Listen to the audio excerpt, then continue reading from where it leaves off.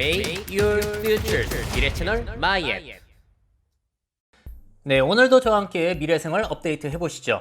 자, 제가 요즘 제일 관심 있어 하는 것은 노동의 미래예요. 노동의 가치가 어떻게 바뀔지 전에 성실함의 미래와 연결이 되는 이야기인데, 자, 그 이야기를 본격적으로 드리기 전에 먼저 여러분들에게 소개해 드려야 되는 개념이 있으니 바로 플레이 투 earn이라는 개념입니다. 자, 우리가 게임을 할 때 pay to win이라는 개념이 있었어요. 현질이라고 하죠. 게임 이기려고 아이템에 돈 쓰고 그랬던 것들. 근데 지금 또 뜨고 있는 건 뭐냐면은 play to earn. 돈을 벌기 위해서 플레이를 한다. 게임을 하고 메타버스에 참여하는 사람들이 늘어나고 있다는 겁니다. 자, 특히나 여기에 있어서 제일 요즘 화제가 되고 있는 게임이 엑시 인피니티라고 하는 블록체인 기반의 게임인데, 자, 기사 타이틀 보세요. 이 게임으로 100만원 번다고? 필리핀 국민 게임. 이것이 한국에선 금지이다. 자, 보시게 되면 게임이 저래요. 굉장히 귀엽죠. 자, 엑시라는 캐릭터 3마리를 가지고 대결을 하거나 퀘스트를 통해서 그 코인을 버는 방식이 되겠습니다. 이렇게 이기면 코인을 받아요. 그리고 엑시 2마리를 교배시켜 가지고 새로운 엑시가 나올 수 있는데, 그 엑시가 다 능력치가 각기 달라요. 좋은 엑시가 나오면은 팔아가지고 큰 돈을 벌 수 있는 겁니다. 저기다 블록체인이다 보니까 거래가 가능한 거예요. 자, 이게 2018년 베트남 스타트업에서 개발이 된 거고요. 캐릭터를 수집해가지고 육성시키고 전투를 벌이는 방식입니다. 게임의 성과를 코인으로 받아서 현금화가 가능해요. 여기서 쓰이는 코인이 SLP, 스몰 러브 포션인가 뭐 그래요. 게임을 즐기는 60%가 필리핀 분들이라고 하고요. 여기 게임사에서 밝히기로는 이용자들 월 평균 수익이 70에서 100만원 수준이라고 합니다. 자, 하루에 그래서 두세 시간 정도를 하게 되면은 만원 정도는 그래도 요즘 벌 수 있나 보더라고요. 자, 근데 문제는 뭐냐면은 이거 게임 시작할 때도 엑시라는 캐릭터 3마리가 필요해가지고 그거 사는데 요즘은 한 100만원 정도가 들어간다고 합니다. 자, 원래는 초반에 그렇게 비싸지 않았는데 참여하는 사람들이 늘어나면서 엑시의 가격도 자꾸 늘어나는 거예요. 마치 자산처럼. 그래서 이게 판매되고 있는 걸 보시면 옆에 달러로 표시되어 있잖아요. 한 마리당 지금 30-40만 원 하니까 3마리가 필요하다 보니 100만 원이 넘어가는 거죠. 자, 그리고 말씀드린 대로 교배를 할 수 있는데 무한정으로 할 수 있는 건 아니고요. 7번으로 한정이 되어 있고 여기에도 코인을 써야 돼요. 그래서 돈이 들어가긴 하는데 대박이 나가지고 괜찮은 엑시가 나오면은 그걸 또 팔아가지고 수익화가 가능하다는 겁니다. 그러니까 사람들이 게임하면서 돈 벌 수 있는 장치들이 계속해서 생겨나고 있는 그런 게임이에요. 자, 그럼 여기서 궁금한 점. 돈 없는 사람들은 처음부터 못하겠네요. 그러다 보니까 또 새로운 사업이 나오는 게 뭐냐면은 엑시 스콜라십이라는 거예요. 장학금 제도. 엑시를 내가 가지고 있으면 그걸 대여해주고 사람들이 플레이를 하게 하면은 그 엑시가 성장을 할 거잖아요. 그리고 거기에서 이기면은 수익이 나오게 되는데 그거를 소유자와 플레이하는 사람들이 나누는 방식이에요. 이런 방식까지 생겨나고 있는 겁니다. 그래서 자, 유튜브에 여러분들이 플레이 투 earn을 검색하시면 이 다큐멘터리 한 편이 있어요. 그걸 보시면 베트남의 엑시 유니버시티라는 스타트업을 저 새 청년들이 하고 있는데요. 엑시를 교배시켜가지고 이제 그걸 만들기도 하고 엑시를 그래서 그걸 빌려줘가지고 가난한 필리핀 사람들이 게임을 하고 수입을 배분해서 가질 수 있게 해주고 있다는 거예요. 자, 근데 이게 아무나 빌려주는 건 아니고 엑시 하나의 가격이 또 있다 보니까 열심히 하는 사람에게나 빌려주는 뭐 이런 제도인 것 같더라고요. 근데 이걸 보면서 느껴지는 거, 생각나는 게 뭐가 있냐면은 야, 진짜 영화 레디 플레이어 1에는 모든 게 다 나오는 것 같아요. 영화 레디 플레이어 1에 보시면은 그 가상세계 오아시스에서 돈을 버는 대기업이 있거든요. 그 대기업 같은 경우에는 직원들을 저렇게 대규모로 고용해가지고 그 사람들이 가상세계에 접속해서 돈을 벌게 뭐 일을 하게 해준단 말이에요. 이런 식과 엑시 스콜라십이 꽤나 유사해 보인다라는 생각이 들기도 했어요. 참 재밌죠? 그리고 엑시 인피니티도 여기에 메타버스와 비슷하게 땅을 또 판매하고 있고요. 그 땅에서 이제 아이템이나 그런 걸 얻어가지고 육성시키고 훈련시켜가지고 능력치를 키우면은 이제 아무래도 그걸 판매했을 때 더 비싸게 판매할 수도 있고 게임했을 때 이길 확률도 높아진다는 거예요. 그리고 또 이런 것도 생각해 볼 수 있어요. 여러분들 블록체인 기술 중에 디파이 금융이라는 게 있거든요. Decentralized Finance라고 해가지고 탈중앙화 금융이라는 건데, 이런 거랑 결합이 되게 되면은 이 엑시 한 마리 자체가 담보가 될 수 있는 거예요. 이걸 담보로 맡기고 내가 코인을 대출 받아가지고 그 코인을 또 현금화 시켜가지고 쓴 다음에 갚고 뭐 이런 게 또 가능해질 수 있다는 겁니다. 야, 세상 너무 빠르게 바뀌어가지고 전 적응이 안 돼요. 그래서 여러분들이 이 디파이 금융이라든지 이 엑시 인피니티 운영 방법 이런 것들은 제 채널보다도 그걸 직접 하시는 분들의 채널을 유튜브를 통해서 보시는 게 훨씬 낫습니다. 저는 이런 걸 소개해드리면서 노동의 가치에 대해서 좀 더 중점을 둘 거거든요. 자, 그래서 또 플레이 투 원 다큐멘터리를 보시게 되면은 필리핀의 할아버지도 하고 계시는데, 자, 코로나19 때문에 장사가 안 되다 보니까 수퍼를 하시는데 그 수입을 보충하려고 시간 날 때마다 엑시 인피니티를 저렇게 하신다는 거예요. 이렇게 게임을 해서 뭐 하시냐? 그 돈 벌어가지고 약값에 보탠다고 하십니다. 야, 이런 세상이 진짜 되는 건가요? 자, 여기 엑시 인피니티에서 그래서 엑시 자체가 다 NFT인 거죠. NFT는 제가 설명 많이 드렸으니까 다른 영상 보시는 게 좋고요. 대체 불가는 토큰이라고 하는데 토큰 자는 지워버리시는 게 이해가 더 쉬워요. 각각 가치가 다른 디지털 자산의 소유권 거래 이력을 블록체인에 저장하는 방식이다 보니 이것 때문에 이제 디지털 그림이 51억 원에 팔리고 트위터에 문장이 팔리고 NBA의 멋진 장면이 거래가 된다든지 방귀 소리도 팔리고 하는 거고, 그래서 이 엑시 자체 한 마리 한 마리도 다 디지털 자산 NFT 기술이라고 보시면 되겠습니다.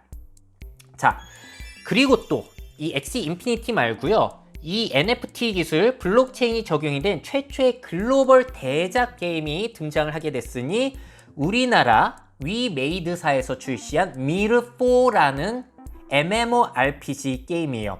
자, 이게 미르4 글로벌로 해가지고 170여 개국에 출시해서 동시 접속자가 100만 명을 돌파했다고 합니다. 자, 여기에서 이제 흑철을 캔다고 해요. 저렇게 캐릭터로 아바타를 이용해서 흑철이라는 광물을 캐면요, 흑철 10만 개를 모아서 드레이코라는 코인으로 교환이 가능해요. 드레이코라는 코인을 위메이드에서 만든 가상화폐지가 위믹스 월렛에 넣게 되면은 그게 또 가상화폐 위믹스로 전환이 되는데, 드레이코는 이 코인 시장이 상장이 되어 있는 게 아닌데 위믹스는 상장이 되어 있거든요. 가상화폐 거래소에서 이 위믹스를 실제 돈으로 현금화하는 게 가능해요. 빗썸에서도 위믹스가 들어가 있거든요. 자, 위믹스의 가격 자체도 초기에 100원도 안 하던 게 8,000원을 넘어가기도 한다는 거. 야, 이거 게임 열심히 하면 그러니까 돈 버는 거예요. 그리고 여기에서 있는 아이템들도 이제 마켓에서 거래가 되는 건데, 괜찮은 아이템들을 이제 교환을 해가지고 판매를 해가지고 코인을 받고 그 코인을 다시 현금화 해가지고 돈을 벌 수 있게 된다는 거죠. 그러니까 나의 노력이 돈으로 교환이 되는 거예요. 근데 이게 왜 사행성이랑은 다르냐면은, 도박 같은 경우에는, 카지노 같은 경우에는 어떤 게 나올지 모르잖아요. 정말 운에 맡기는 뽑기 개념인데, 이건 내가 진짜 열심히 시간 들여가지고 철강석 캐고 싸우고 해가지고 벌어들인 돈으로 하는 거다 보니까 사행성이랑 좀 다르지 않냐? 라는 측면이 있는 거예요. 그래서 이걸 디지털 노동이라고 봐야 하냐 아니냐?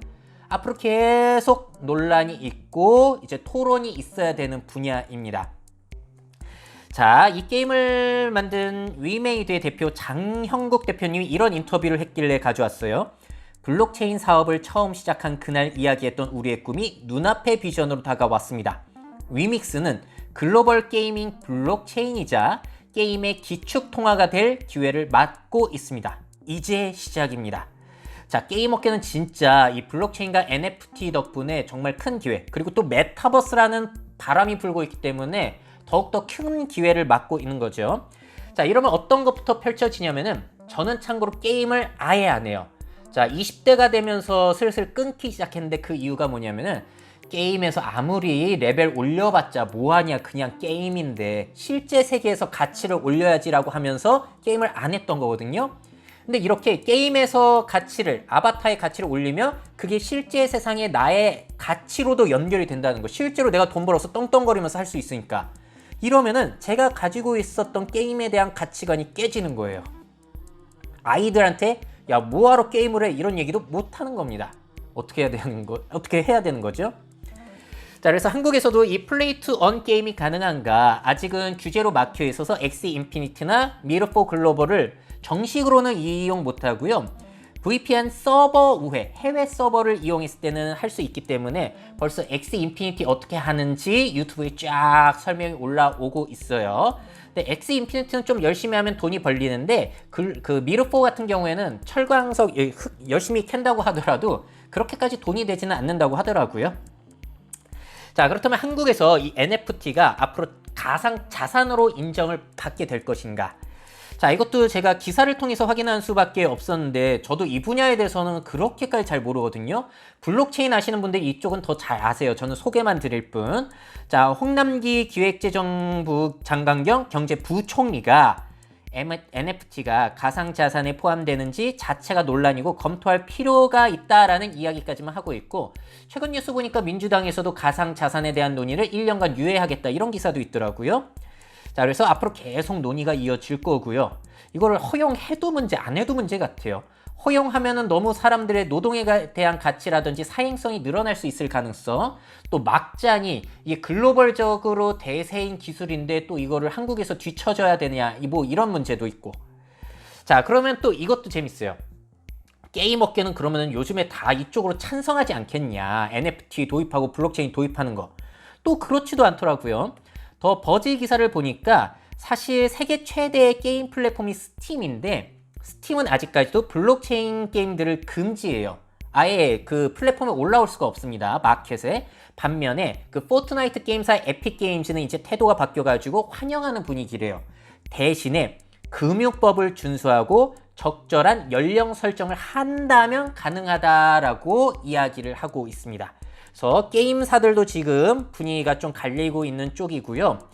그런 거죠. 게임이라고 하면 순수하게 재미를 위해서 해야 되는데 이렇게 돈벌이로 하게 된다면은 그 파장이라든지 법률이라든지 손볼 게 너무 많아져요.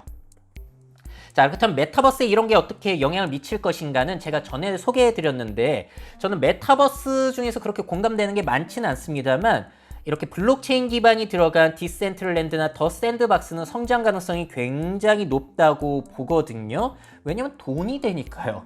기술적으로 좋고 안 좋고 아바타 유치하고 말고 떠나서 돈이 되니까. 자, 이런 플랫폼 일단 땅부터 팔아가지고 사람들 돈 벌게 해주고, 아이템 팔아가지고 돈 벌게 해준다는 거예요. NFT 형태이다 보니까. 심지어 여기 유명 소도비 경매소, 코카콜라, 맨체스터 시티가 들어오면서 그 신빙성이 더해지고 있고, 또 페이스북이 이런 메타버스 선언을 하면서 코인 가격이 너무 올라갔어요. 디센트럴랜드가 처음에 100원도 안 했던 게 지금 3,000원을 넘어가가지고, 야, 이거 수익률 보세요. 11,000%? 말이 되는 거예요? 처음부터 봤어요. 11,000%? 와, 그리고 더 샌드박스 같은 경우에는 한국에서 많이 콜라보가 있더라고요. K리그 같은 것도 이제 더 샌드박스에 생겨가지고 여러 가지 콜라보레이션이 저렇게 진행이 된다고 합니다.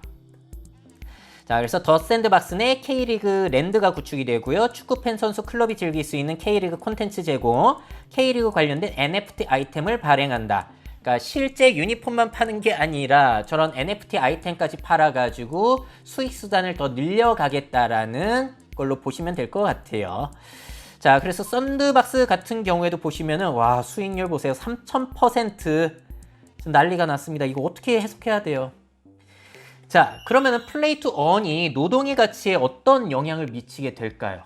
여러분들 어떤 생각이 드세요? 가짜 세상에서 놀면 밥이 나오냐 쌀이 나오냐, 돈이 나오냐 밥이 나오냐 쌀이 나오냐, 이런 조롱을 못 한다는 거죠. 왜냐면 진짜 돈과 밥과 쌀이 나오기 때문에. 게임 열심히 하고 메타버스 열심히 하면 돈이 된다는 거예요. 그래서 돌아다니는 짤 중, 밈 중에서 이런 게 있어요. 1987년의 백만장자는 저렇게 으리으리한 사무실에서 있었던 백만장자라면 21세기 현재의 백만장자는 방구석에서 가상세계 돌아다니고 가상 아이템 채굴하면서 백만장자가 된다는 거예요. NFT들 모아가지고. 정말로 이런 세상이 될까요? 자, 인류 노동 방식의 변화를 생각해 봤어요. 우리 대부분의 시간 수렵 채집으로 보낼 때는 정말로 사냥하고 저렇게 뭐 과일 따고 그러면서 노동을 했던 거죠. 그러면서 정주 생활을 하지만 역시나 농업시대에는 큰 노동력이 들어갔습니다. 그러던 것이 이제 산업화를 거치고 뭐 정보통신 붐이 펼쳐지면서 화이트 워커들은 저렇게 일을 하고 있죠. 가만히 사무실에 앉아가지고 정신노동이라든지 컴퓨터를 사용한 노동을 하고 있는데 앞으로의 노동 방식은 또 이런 게 추가된다는 거예요. 열심히 스마트폰이나 PC나 VR을 이용해서 메타버스나 게임 열심히 하면은 그게 노동으로 인정을 받아가지고 돈이 되고 생활을 할 수 있게 된다는 거. 그럼 이게 얼마나 웃기냐면은 곰곰이 생각해봤더니 다시 인류가 사냥 시절로 돌아간 거 아니에요? 수립 채집인 시절로? 정말로 사냥을 하고 채집을 하잖아요. 석탄 같은 것들을, 흑연 같은 것들을. 그럼 이게 디지털 사냥으로 돌아갔다라고 보시면 되겠고, 자, 또 생각해보면은 게임 속에서 인간이란 동물이 가진 그 야성이 살아나는 것 같아요. 그 야성으로 죽어 하면서 어떤 동물 죽이고 사람 전쟁에서 죽이고 하면서 성과를 내면 내가 돈을 벌 수 있다 보니까 생각해보자면 인간의 본성, 동물이라는 그 본성에 오히려 더 적합할 수 있다. 근데 다른 점은 뭐죠? 시간이 가면 갈수록 인간은 움직이지 않고 있다는 거죠. 자, 게임을 통해서 하게 되면 출퇴근도 안 해도 돼요. 게임을 통해서 돈을 벌면은. 자, 그러면은 여러 가지 현실 세계에서 일하는 사람들이 있을 텐데 이런 분들이 힘들고 지루하더라도 참고 버티면서 일해야 된다는 생각으로 일하던 사람들이 있거든요. 육체의 성실함을 중요하게 생각했던 사람들. 근데 요즘 직장인들을 만나보다 보면 이런 얘기를 저는 많이 들어요. 야, 내가 지금 여기서 뭐 하고 있는지 모르겠다. 현타가 오는 거죠. 부동산으로 돈 버는 사람, 코인으로 돈 버는 사람, 유튜버로 돈 버는 사람. 그런 것도 배 아픈데 앞으로 게임으로 돈 버는 게 정말로 일해서 돈 버는 것보다 많다면 필리핀처럼. 왜냐면 필리핀은 100만 원만 벌어도 생활할 수 있는 게 일해서 버는 것보다 그게 많으니까. 자, 그럼 이 생각도 해볼 수 있어요. 그러면 이게 저소득층, 저학력층들에게는 계층 상승의 기회이기도 하지 않는가 라고 볼 수 있겠죠. 엘리트들 중심의 일하는 생활은 그거는 공부를 잘해야 되고 좋은 대학교에 가야 되고 좋은 기업에 취직해야 되는 건데 거기에 상승 기회를 못한 사람들은 열심히 게임하고 아이템 캐내가지고 돈을 벌 수 있다면 그들에게도 기회가 되는 거죠. 그래서 영화 레디 플레이어 1을 보시게 되면은 많은 빈민가의 사람들이 저 VR 공간, 가상세계로 들어가가지고 돈 버는 장면들이 나옵니다. 그럼 이게 공평한 세상이라고 또 봐야 되는 걸까요?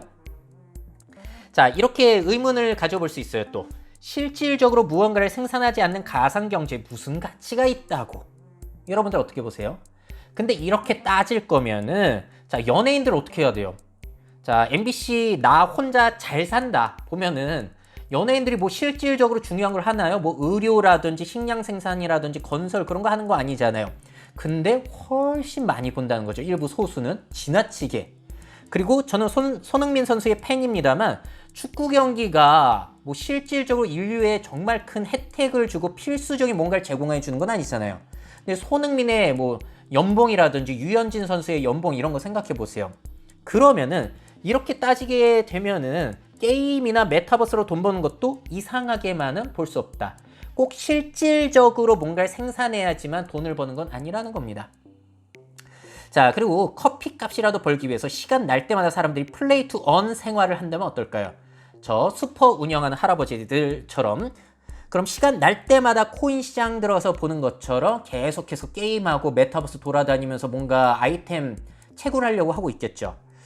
야, 그럼 이거 중독 현상이 굉장히 심해지지 않을까? 라는 생각도 들고 현실에서의 사회성 더 중요도가 떨어지겠죠. 실제 사람들과 만나가지고 뭐 할 필요는 없고 아바타들끼리 만나가지고 협력을 할 필요는 있을 수 있어요. 크루를 형성해서. 그러면 디지털 사회성이 더 중요해지는 거죠. 참 재밌습니다. 근데 이렇게 되면은 여러분들 이런 게 발달하면 이게 우리가 꿈꾸는 미래인가요? 더 좋은 세상이 되는 거는 맞는 건가요? 그게 정말로 큰 의문인 거죠. 자, 그러다 보니까 영화 레디 플레이어 1도 이렇게 끝나죠. 현실이 무섭고 고통스럽긴 하지만 제대로 된 식사를 할 수 있는 유일한 곳이기도 하다. 현실은 진짜니까 밥은 현실에서나 먹을 수 있다. 그래서 주인공이 이 오아시스의 통제권, 경영권을 쥐면서 했던 그 결단이 뭐였냐면은 일주일에 2번은 이용을 중단하게 한다. 현실에서 생활하라는 게 이 영화의 결말이었습니다. 자, 근데 이렇게 되더라도 그런 거죠. 이런 게 실제로 가상 자산이 인정이 되면은 가상 노동에 대한 노동법도 생겨야 되는 거고요. 세금 체계도 갖춰지고 그래야 되는 거예요. 모든 것들이 법률적으로도 새롭게 생겨나야 된다는 겁니다. 세상의 판 자체가 너무나 바뀌어요. 자, 이렇게 해서 오늘은 노동의 미래 첫 번째로 플레이 투 언에 대해서 말씀을 드렸고요. 솔직히 저는 좀 무서워요. 제가 가지고 있었던 저의 가치관과 너무나 달라지는 것들이 많아서. 근데 무섭지만 이렇게 될 가능성이 저는 너무나 높아 보이기 때문에 더 무섭습니다. 와, 여기에 내가 과연 적응을 할 수 있을까? 내가 어디까지 보수적으로 보고 있는 걸까? 계속해서 궁금하거든요. 자, 그래서 재미난 게 이게 인구의 변화, 환경 위기보다도 더욱 큰 우리 미래에 있어서 저에게는 두려운 미래가 아닐까라는 생각이 들고요. 다음 시간에는 여기에 대해서 좀 더 심도 있게 말씀드릴 거예요. 노동의 가치에 대해서. 자, 우리가 몇 년 전에 얘기하기로는 자동화 기술이 발달하거나 인구가 감소해서 노동에 큰 변화가 있을 줄 알았는데 오히려 그것보다도 요즘 노동의 미래에 큰 변화를 주는 요소가 더 많이 생긴 것 같아요. 플레이 투 언, 그리고 불로소득의 증가, 인플루언서 경제, 투자 열풍, 이런 것들이 가져온 노동의 가치의 변화가 자동화, 인구 감소보다 더 클 수 있다는 거죠. 자, 거기에 대한 이야기를 할 테니까요. 여러분들은 미래 노동의 가치가 어떻게 바뀔지 댓글 좀 부탁드릴게요. 그 댓글을 보면서 그걸 반영해가지고 또 다음 컨텐츠에 넣어서 함께 이야기를 해보려고 합니다. 자, 그러면 많은 댓글 부탁드릴게요. 미래사회 변화를 업데이트하고 싶으신 기업 및 기관, 그 밖에 미래 트렌드 교육이 필요하신 분들은 myf21 네이버닷컴 이메일로 연락주세요.